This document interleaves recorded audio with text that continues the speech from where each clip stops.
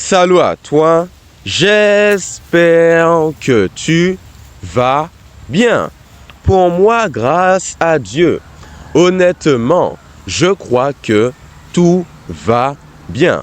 Et j'aimerais qu'on puisse s'engager dans une réflexion qui mérite d'être traitée depuis un long moment. Laisse-moi en effet te dire ceci. Le diable veut une seule chose, étouffer, tuer ou encore accaparer ton esprit. Et tu me diras, attends, mais qu'est-ce que je raconte? Ou encore, quelle est ma mission aujourd'hui? Je prendrai tout d'abord la peine, si Dieu le veut bien, de te montrer que l'esprit que nous avons est un don merveilleux du Seigneur. Car c'est grâce à lui que nous pourrons aller soit vers le bien, le royaume des cieux, ou vers le mal, le feu éternel. Et puis, deuxièmement, tu comprendras que ce qui te sera expliqué n'est pas nouveau pour le diable. L'importance de ton cerveau, il la connaît depuis un long moment. Voilà pourquoi il use de stratégies subtiles pour prendre ton esprit pas à pas. Alors, je vais te les présenter, si Dieu le veut bien, avec des témoignages, des exemples. Ne t'en fais surtout pas. Et enfin, je souhaiterais que quand cette vidéo sera terminée, tu sois un chrétien fort qui ne donne pas sa vie au diable. Et pour donner la vie à Satan, il faut avant tout donner son intelligence. Alors je t'aiderai à éviter ces pièges en partant de mon expérience et aussi de la Bible qui m'a beaucoup enseigné sur le sujet. Alors j'espère que tu es prêt. Si c'est le cas et seulement si c'est le cas, allons-y sans plus tarder. La première chose à savoir est la suivante. C'est pourquoi ce qui est là, notre intelligence est-elle importante et donnée par Dieu. Heureusement, Jésus, dans le livre de Matthieu chapitre 15, le verset 19, nous donne des indications. En indiquant que notre esprit est extrêmement important. D'accord? Alors pour comprendre ce qu'il dit, allons dans Matthieu chapitre 15, donc le verset 19. Go! Nous y sommes déjà, bien entendu. En effet, c'est du cœur que viennent les mauvaises pensées, les meurtres, les adultères, l'immoralité sexuelle, les vols, les faux témoignages et les calomnies. Voilà ce qui rend l'homme impur. Mais manger sans s'être lavé les mains, cela ne rend pas l'homme impur. Le contexte le voilà. Les pharisiens critiquaient les disciples de Jésus car ces derniers ne se lavaient pas les mains avant de manger. Et là, Jésus répond rapidement au docteur de la loi, en leur expliquant que le fait de manger, ce n'est pas le plus important. Non. Ce qui compte plutôt, c'est ce qui sort de ta bouche. Car ce qui sort de ta bouche, tes actions, ont pour but d'indiquer quelle est la qualité de ton cœur. Et dans cette parole divine du Seigneur, le cœur, ce n'est pas ton organe, c'est plutôt ton intelligence, ta réflexion. Ce que Christ veut nous dire ici, c'est que si ton esprit est obscurci, tu iras forcément vers l'immoralité, l'orgueil, le vol, les meurtres, la méchanceté. Car ici, rien ne va. C'est bien ce qu'il a expliqué aux pharisiens, mais vice-versa. Si au contraire, tu nourris ton esprit de bons éléments, qu'il est sain, clair, limpide, alors tes actions seront magnifiques et à la gloire du Seigneur. Alors, qu'est-ce que je veux te dire ici? Le livre de Matthieu t'explique quelque chose. Peu importe qui tu es, peu importe ce que tu fais, pour savoir si tu dois dire oui au mal ou au bien dans ta journée, tu dois veiller à la qualité de ton esprit. Car ce qui a fait chuter Adam et Ève, comme plein d'autres personnages de la Bible, ce n'est pas des actions anodines, car rien ne tombe du ciel, est hasardeux. Non, si tu agis mal, c'est que mentalement, rien ne va déjà plus. Et cela a été très bien souligné, surligné, dans le livre de Matthieu. Maintenant, comme je te l'ai dit, je ne suis pas nouveau.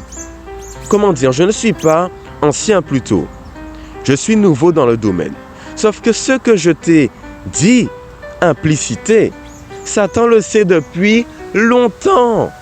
Car en effet, à ton avis, comment Adam et Ève sont tombés dans le péché? Ève n'a pas pris la pomme, en tout cas le fruit plutôt, on dit que c'est une pomme, mais disons le fruit permettant de décrire le bien ou le mal. Non, elle ne l'a pas pris comme ça. Satan a avant tout pris son esprit. Il a séduit Ève. Il a fait de même avec Adam. Il prend ta réflexion, obscurcit ton esprit, et de cette manière, tes actions ne sont pas réfléchies et rationnelles. Alors, pour bien réaliser que Satan est un grand séducteur, allons dans 2 Corinthiens chapitre 14, le verset 11, où Paul met en avant le fait que Satan sait comment t'avoir, et ce, subtilement, et que ses serviteurs font de même. Allons donc dans 2 Corinthiens chapitre 14, le verset 11. Allons-y. 2 Corinthiens 14. On prend notre temps, comme d'habitude, hein. C'est pas nouveau. Ok, 14.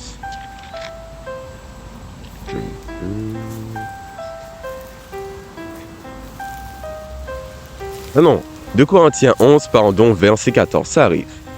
Allons-y dès maintenant. Ces hommes-là sont deux prétendus apôtres. Verset 13. Des ouvriers trompeurs déguisés en apôtres de Christ. Et ce n'est pas étonnant puisque Satan lui-même se déguise en ange de lumière. Il n'est donc pas étrange que ses serviteurs aussi se déguisent en serviteurs de la justice. Leur fin sera conforme à leurs actes. Alors, le passage le plus important, c'est que Satan se déguise en ange de lumière, car oui, en effet, avant c'était le chef des anges. Malheureusement, il a chuté. 2 secondes. Ma Bible est tombée. Malheureusement, il a chuté. Alors, il va toujours tenter de t'avoir avec des actions subtiles pour t'amener à pécher sans même que tu te rendes compte inconsciemment. Tu vas agir de manière, désordonnée, mauvaise, car il a su comment t'amadouer. Et c'est pour cela que tu auras droit à des stratégies utilisées par le diable. La première, elle est subtile. Il peut t'avoir, Satan, parce que tu écoutes, d'accord? Car en effet, ce qui rentre dans notre esprit, c'est bien la musique, les personnes avec qui on parle. Et concentrons-nous un petit moment sur la musique. C'est un outil très utilisé par le mal. Et pour cela, un exemple concret. Avant, j'étais admirateur d'artistes, de rap, tout cela. Et il y en avait un particulièrement que j'appréciais beaucoup. Il s'appelait Juice WRLD.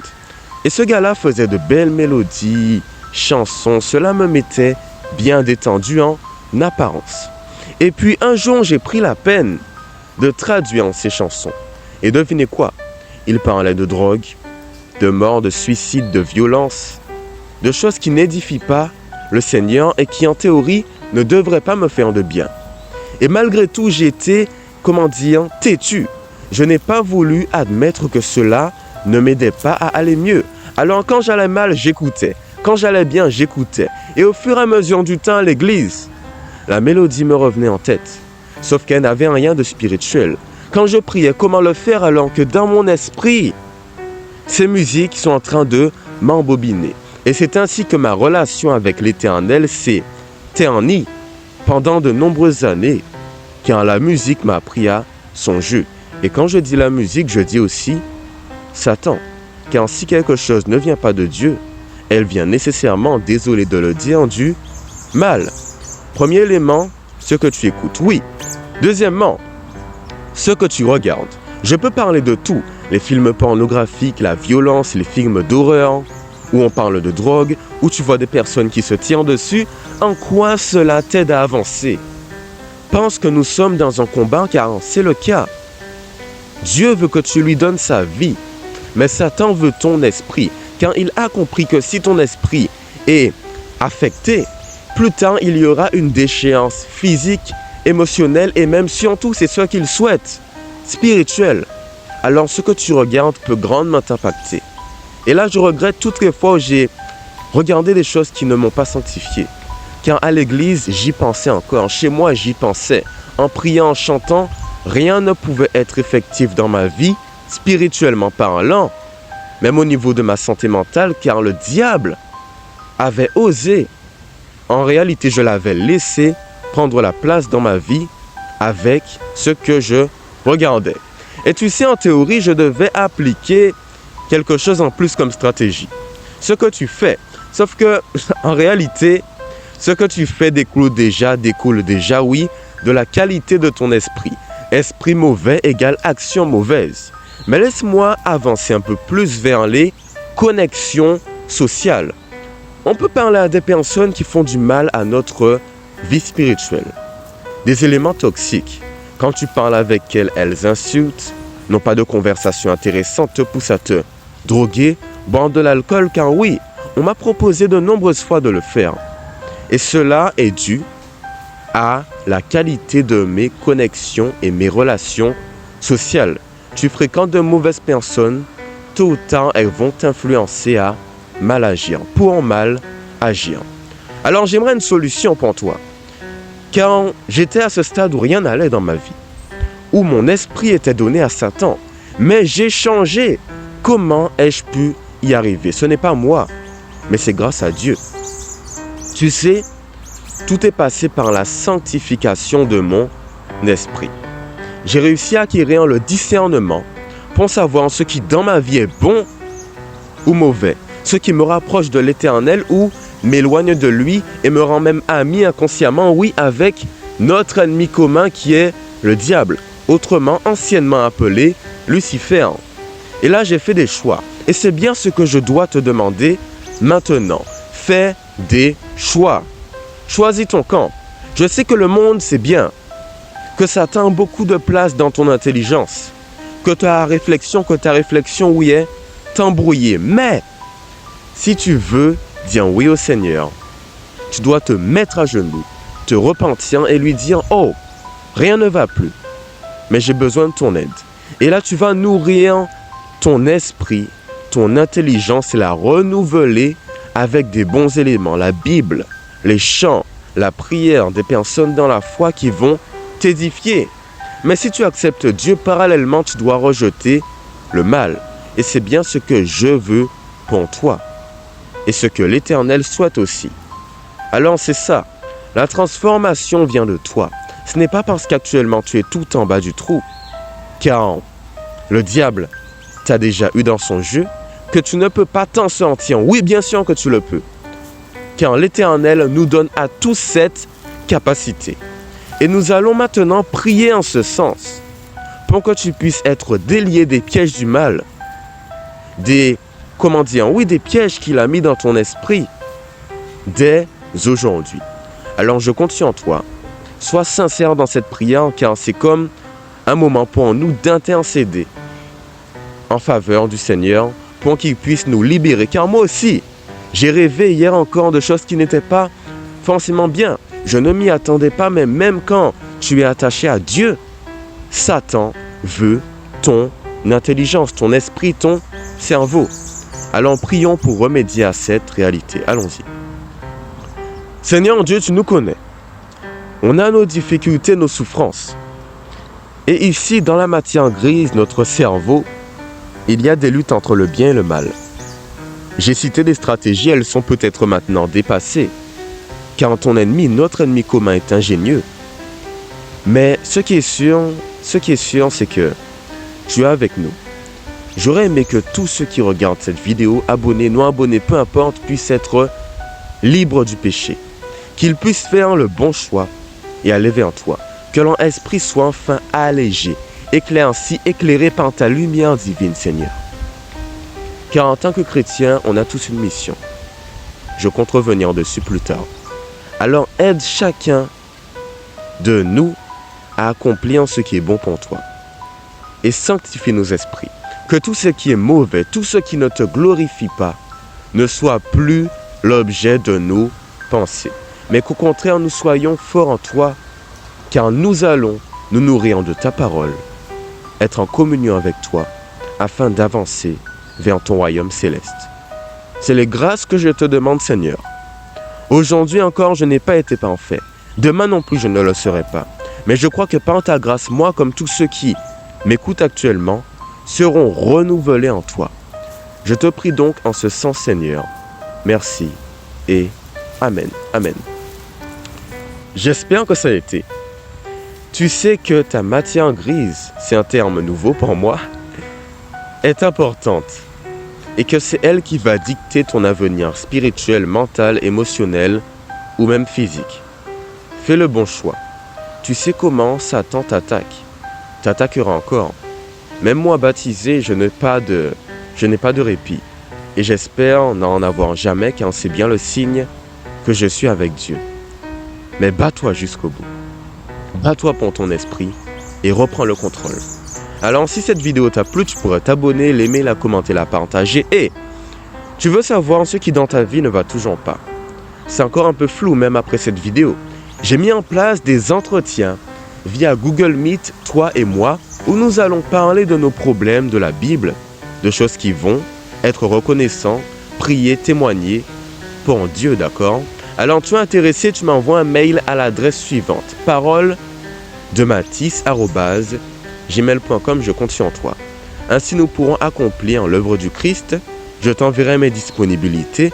Prends des rendez-vous selon ta demande, 1 demi-heure, 2 heures, 3 heures.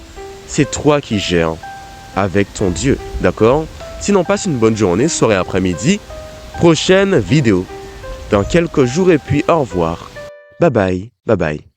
Voilà.